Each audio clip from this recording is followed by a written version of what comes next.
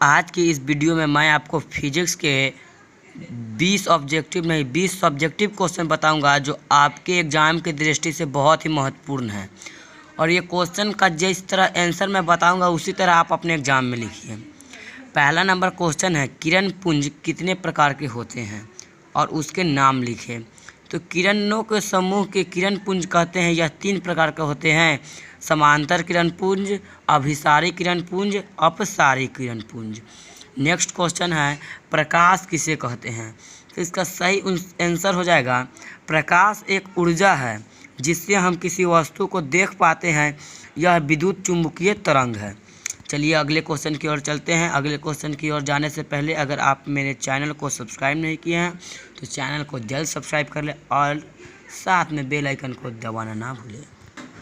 प्रकाश स्रोत किसे कहते हैं। जिस वस्तु से प्रकाश निकलता है उसे प्रकाश स्रोत कहते हैं। प्रदीप्त किसे कहते हैं। जो वस्तु प्रकाश उत्सर्जित करता है उसे प्रदीप्त कहते हैं और जो वस्तु प्रकाश उत्सर्जित नहीं करता है उसे अतिदीप्त कहते हैं। चलते हैं नेक्स्ट क्वेश्चन की ओर कि अवतल दर्पण का उपयोग हजामती दर्पण में किया जाता है और क्यों। तो इसका सही आंसर हो जाएगा, अवतल दर्पण का उपयोग हजामती दर्पण में किया जाता है क्योंकि इस दर्पण में निकट रखी वस्तु का सीधा बड़ा प्रतिबिंब तथा आभासी प्रतिबिंब बनता है जिससे दाढ़ी बनाने में आसान होता है। अगला क्वेश्चन है, अवतल दर्पण का उपयोग साइड मिरर के रूप में किया जाता है, क्यों। ऊपर वाला था अवतल दर्पण का उपयोग हजामती दर्पण में किया जाता है और नीचे वाला है उत्तल दर्पण का उपयोग साइड मिरर के रूप में किया जाता है। तो वाहनों में साइड मिरर उत्तल दर्पण का होता है क्योंकि यह किसी वस्तु का हमेशा सीधा प्रतिबिंब बनाता है तथा वह छोटा होता है, इसलिए पीछे से आ रही जो गाड़ी है सो वह आसानी से देख लिया जाता है। मतलब क्वेश्चन समझिए। पहले क्वेश्चन कह रहा है कि उत्तल दर्पण का उपयोग हजामती दर्पण में किया जाता है क्योंकि जो पीछे से आ रही गाड़ी है वो उससे सामने और सीधा उसका बड़ा प्रतिबिंब आईने में दिखता है। चलते हैं नेक्स्ट क्वेश्चन की ओर। एक क्वेश्चन है, अवतल दर्पण और उत्तल दर्पण में क्या अंतर है। तो आंसर इसका हो जाएगा, अवतल दर्पण और उत्तल दर्पण में निम्नलिखित अंतर है।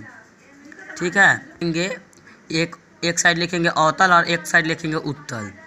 तो लिखेंगे इसका परावर्तक सतह धंसी होती है और उत्तल दर्पण में लिखेंगे इसका परावर्तक सतह उभरी होती है। इस दर्पण में वास्तविक और आभासी दोनों प्रकार के प्रतिबिंब बनते हैं। इसमें केवल आभासी ही प्रतिबिंब बनता है। इस दर्पण में बना प्रतिबिंब उल्टा और सीधा दोनों बनते हैं। इस दर्पण में प्रतिबिंब सीधा बनता है।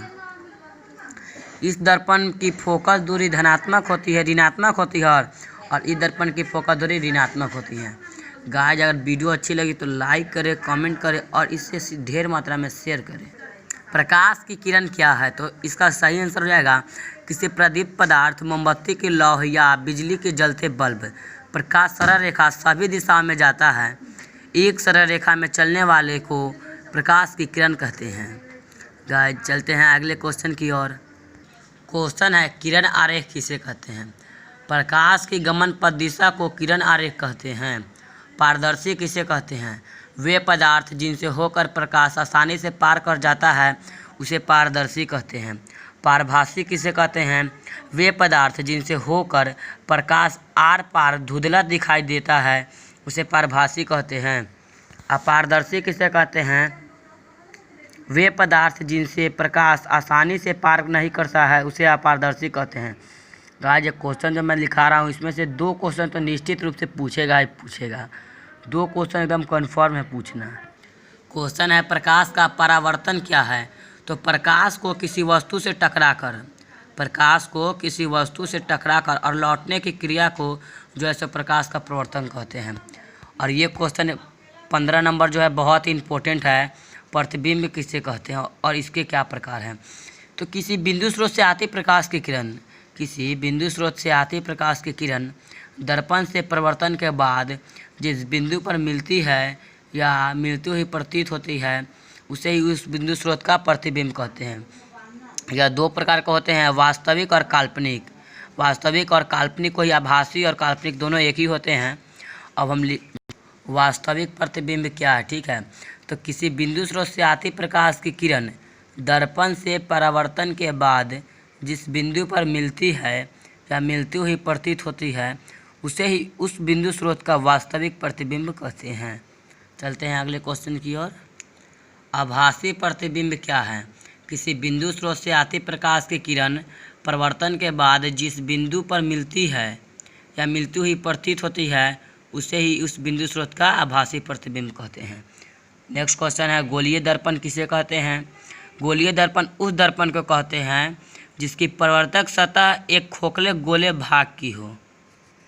अवतल दर्पण का उपयोग लिखिए। जो हम जाने हैं अवतल दर्पण का उपयोग इस प्रकार है, हजामती दर्पण में किया जाता है, सोलर कुकर में किया जाता है, और डॉक्टर और रोगी के बीच जो होता है उसमें भी अवतल दर्पण का ही उपयोग होता है।